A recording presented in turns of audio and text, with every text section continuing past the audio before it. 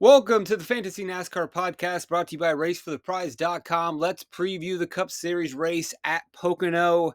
Let's get to it. What kind of information can I give you to help you out? First, does practice matter for Pocono? You can see the yellow highlighted drivers on your screen. They were optimal in the 2023 Pocono race.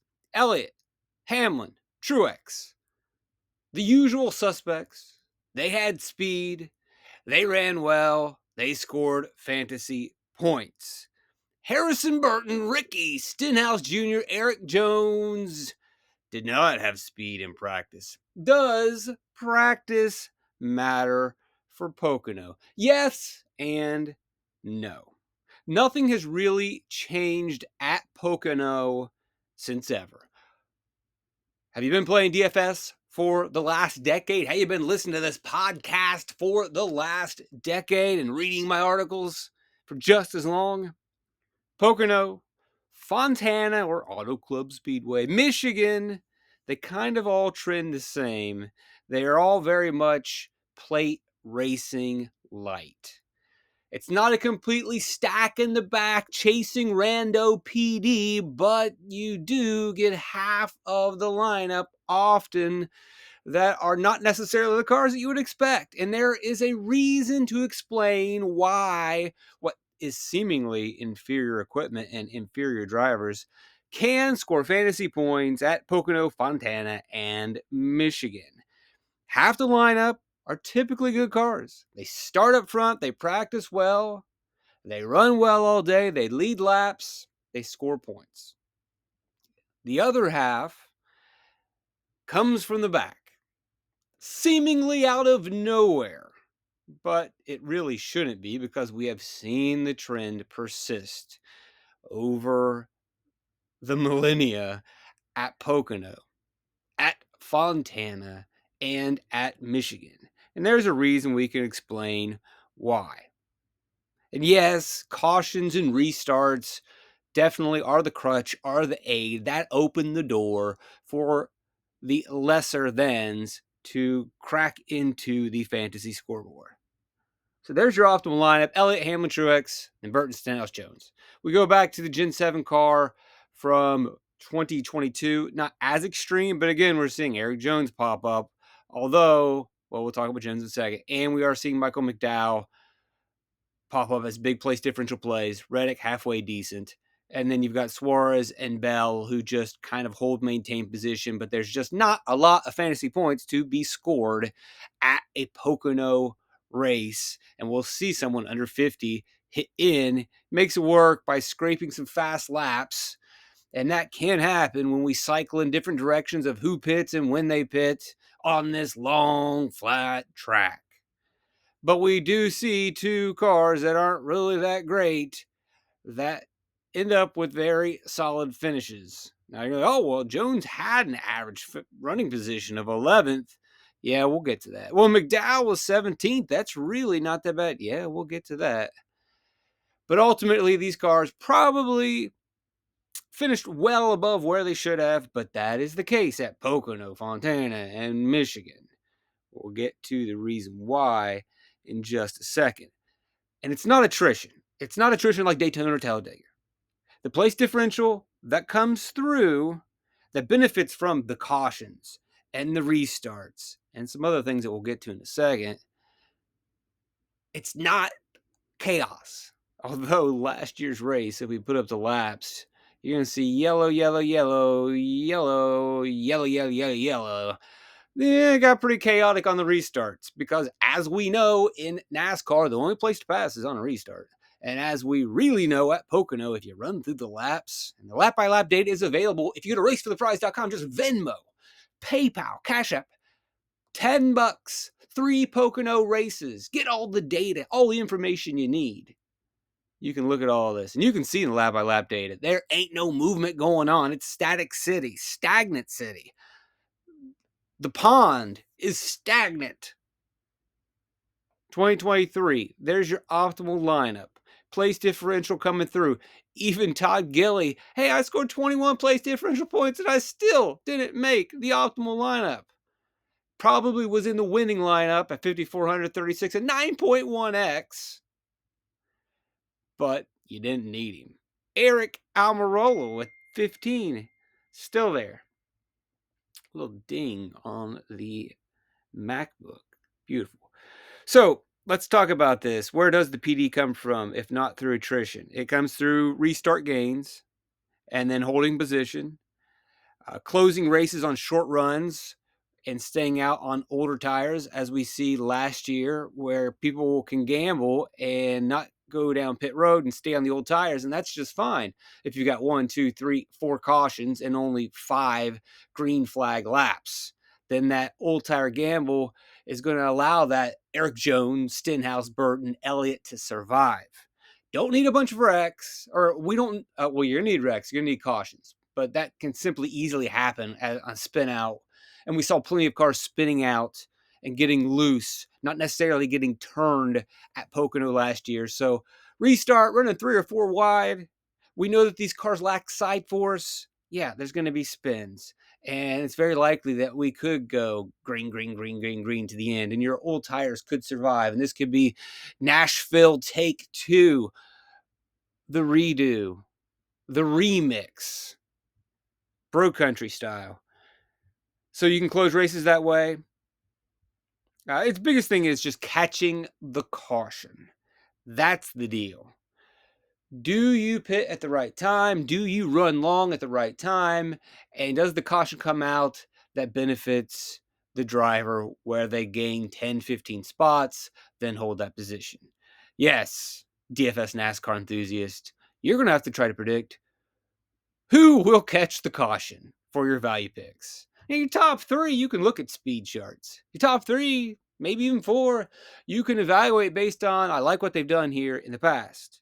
But 2 to 3 of the picks, it will simply come down to, and I hate to say it, did they catch the caution or not? You can say, oh, well, restart's going to matter, so I'm going to look at restart speeds. Or pit road speeds are going to matter, so I'm going to look at pit times. And I got that pit time data available in the spreadsheet. But I will be honest with you. Can't say the word transparent, although I've been saying it forever, is that it's going to come down to who catches the caution. Who gets that fortuitous break? And some of you may be saying, sitting this week out, not playing this week. Well, how is that any different than Daytona? How is that any different than Talladega? Oh, wait, you can predict who's going to be in the big one at Talladega? Please tell me more. You can't. And you're still playing lineups. So if you will play Talladega, Daytona, Atlanta, knowing that you can't predict who will and will not wreck, then guess what? It's okay if you can't necessarily feel 100% confident about who's going to catch the long run caution. And the good news is, as compared to Daytona, Talladega, Atlanta, everyone knows Daytona, Talladega, Atlanta, that you are picking based on the random chaos. Everyone playing is playing by the same strategy, doing the same thing, but not everybody is going to approach this Pocono race the way they need to. Not everyone is going to make their value picks based on who's going to catch the caution. Many people are going to make it based on speed. Like, oh, this guy was fast in practice, etc. This guy's been good at this track. He's going to be my pick. And that is how they will be told to make their value picks. That is how they will make value picks. Unfortunately, we don't have tens of thousands of people that listen to this podcast. And so, fortunately for you, you're one of the few that are going to know that your value picks more than likely should revolve around who's going to get lucky and catch the caution, and not necessarily who was fast in practice. Pick the fast value in practice. You didn't get Burton. Pick somebody who's been good at Pocono. You probably didn't go on Stenhouse. Maybe you landed on Jones, but maybe not. Maybe you went to Jones and said, well, the reason that he ran well in the 2022 race was because of his practice speeds. Well, not necessarily. He jumped 10 spots at the beginning of the race because so many people go to the back. And guess what? Take a guess. Take a wild freaking guess of how Eric Jones is able to get through the field and get a good finish. You don't know? What have I been saying for the last 5 minutes? He caught the cautions 2 years in a row. This guy's yelling at us. What's wrong with this guy? Anyway, so you got to be able to predict that. Good luck with that. But at least you know what you got to do. Most people don't know what they've got to do, and they're going to go in different directions. And it gives you a way to differentiate what you can't necessarily do at Daytona, Talladega, and Atlanta. So if you're thinking of sitting this one out, buckle up. You're jumping in. Now, let's actually talk about some of the racing. There is an interesting thing that really keeps a lot of these guys in it. Because even if like Harrison Burton catches the caution, how was Burton able to catch the caution? Well, he was a lot faster last season, but these aren't necessarily great cars. But are there really great cars at Pocono? Let's just think about what racing is. Think about it. Stock car racing, open wheel racing, it's about maximizing on throttle time in the turns. Best drivers, best cars, they maximize speed in turns. Tracks with longer straights, fewer turns, turns at full throttle. That difference is mitigated. It's minimized. It creates parity. Anyone can drive fast straight. Any car can go fast straight. Now, there is some edge. It's marginal. Some can get out of the turn a little bit faster, and they're going to launch down the way. And that really is going to help them more in qualifying. But once you qualify well, then you're going to stay up front all day, and that's what we see. So that marginal difference is going to matter through practice. It's going to matter through qualifying, and it's going to slot in the best drivers up front. It doesn't really help you if you're in the back, though. And you can see any of these laps, and you can go through it yourself. There's not really, I mean, Kyle Larson's going to pass cars in the 20s. He's going to pass cars in the teens, but he's going to run into a bit of a brick wall. Ain't much passing going on. So it is marginal. The difference in equipment and edge at Pocono, this is just a straight strategy race based on the style of racing. And it's only been made more strategy based on a Gen 7 car that is very equal. Very equal. Few can pass, really. Most are going to be even. So there's less disparity. Average cars are going to hang in. They're going to hang on to the lead lap at these big tracks. It creates opportunities for strategy. They don't go laps down. It allows them to stay in the game and to take chances. Fontana, Michigan, Pocono, you should be used to it by now, and it's only become worse in this race car that's a little bit more even. So the hang in. The top 25 are going to hang in. Hey, the top 30 are not unreasonable. The field is equal just about everywhere anymore, but even more so when, it's the Gen 7 car. It's the shared SMT data. It's pretty even, folks. And then you go to Pocono where the good can't really separate. The cream can't necessarily rise. It gets to the top, but it's not that far separated from the riffraff. You're 25th on the board in practice. Hey, let's say that's like 2/10 down. Well, that disadvantage, it's not that bad when we look at how this racing can be. That 2/10 from being respectable and competitive. And if you time your pits right, you get your tire advantage. That could wipe out that 2/10 during a run if there is a long run. That's a couple spots. Then you catch the caution, you have a decent restart, or you just maintain position, you hang on. All these things are going to be what matters. But really, ultimately, at the end of the day, it's who runs long, who catches the caution, gains spots, and holds. Practice is going to matter for your top picks. Practice is going to matter for determining qualifying. And the guys are going to be up front and probably lead laps, run fast laps. Maybe not so much for Stenhouse, Burton, and Jones. And we'll put their laps on the screen here in a second. So it's just the way it is. 2 to 3 of your optimal picks, folks, they're going to be when the caution comes. That's it. Does track history matter? Well, who's pulled it? I mean, you can say that Eric Jones has pulled the rabbit out of the hat twice, so you play him.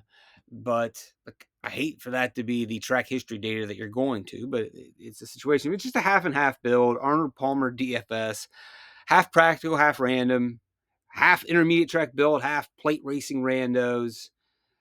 So we'll look at some of the data here for the next gen car in 2022 and 2023. I would be careful if you're looking at 2020, 2021. Obviously in 2020, you didn't get qualifying. Then they ran the next day where they inverted the field. So that's going to mess up your fantasy scoring. And then in 2021, you did get qualifying, but then the next day they inverted the field. So that's going to mess up your scoring. So really, let's just look at the Gen 7 stuff. And to just further the point, when we look at laps, I want to show you just a section here. If we look from lap 10, where we get a decent green flag lap run, and really shows you everything you need to see. Is anyone passing anyone? Logano gains spot, takes the lead on the restart, and then just holds.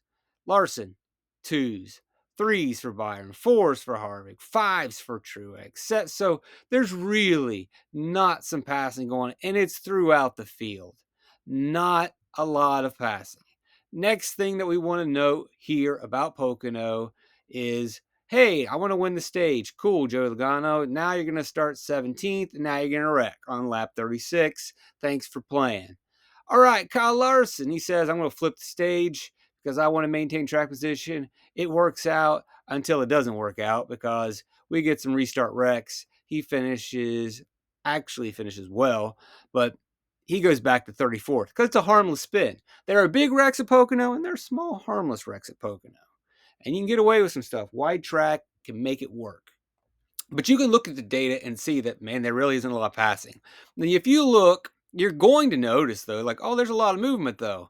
And that is all pit cycling. When you see a driver in the Pocono data gaining 4 or 5 spots, it's because 4 or 5 cars hit pit road. And you can go through it, and you can filter through it, and you should and could. RaceForThePrize.com, Venmo, PayPal, Cash App. But if you don't, TLDR, just take my word for it. Most of your movement is just pit cycling. Now, the cool thing about Larson is, so he has that harmless spin. I wouldn't say it's too harmless, but he comes down on pit road in 47, along with Kevin Harvick. Everybody else stays out. We don't need to stay out, but by staying out, they're going to have to pit one more time. Larson and Harvick actually don't have to pit again because they can stretch fuel, and Larson actually wins the stage. Harvick goes ahead and cuts in early, does a little bit of pit cycling. Larson does the old, hey, I'll take the stage win. And it actually almost works out for him until he gets into an incident later on. So I think he might get a speeding penalty.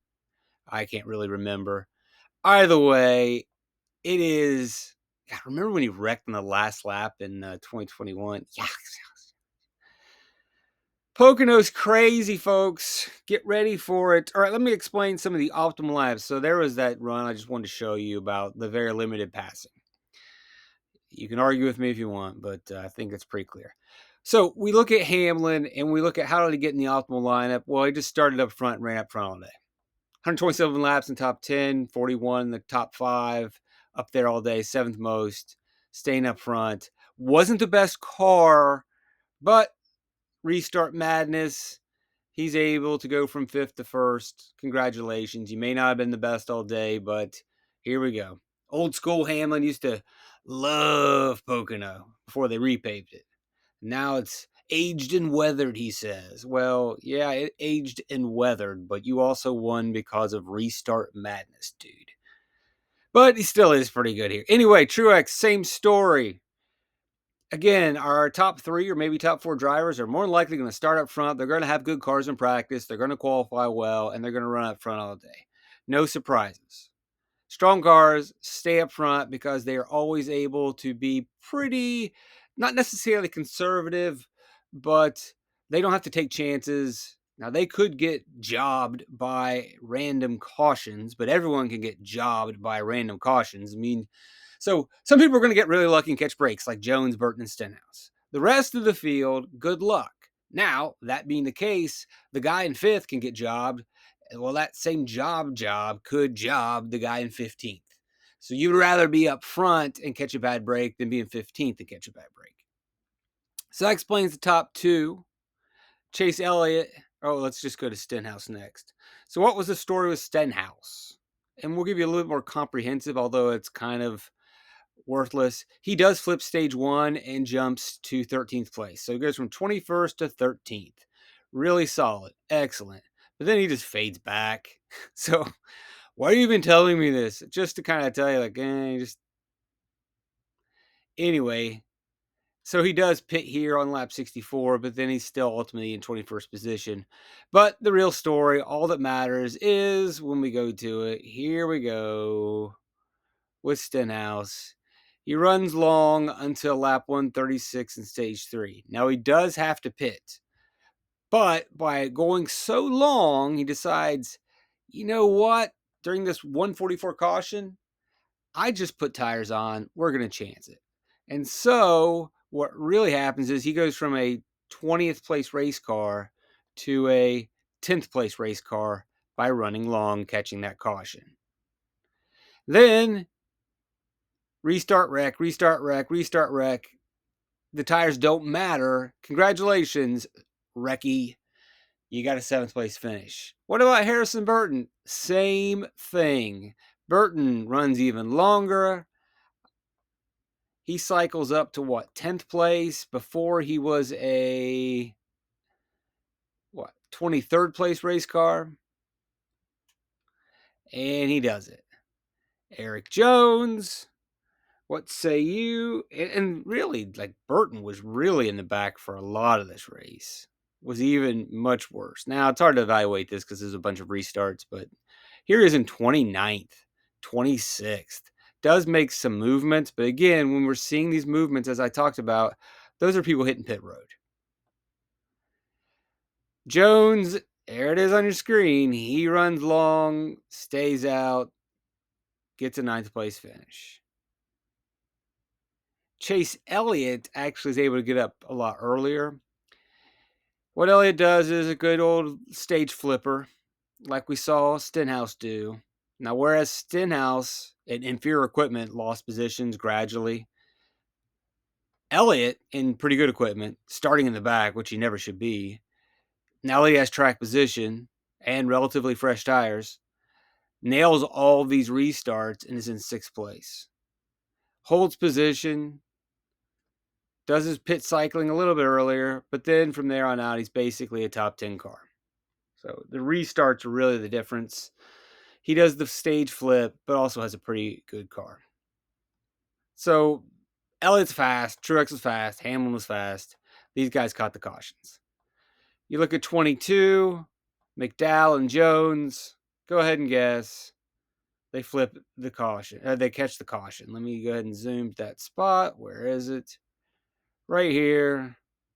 McDowell runs to lap 25 and then decides to stay out. We get the cautions at the end. Eric Jones. He did a no, actually, they might have done it a little bit earlier, to be honest. Jones might have caught the caution earlier. Here it is. In stage 2, Jones runs long. He's staying out. He's the leader, and the caution comes out. And so now all of a sudden, he's a 4th place race car when before he was what? He started the stage in 23rd, 27th. Runs long, catches the damn caution. And yeah, McDowell was there as well. McDowell was in 6th. He catches a caution. Doesn't really help him.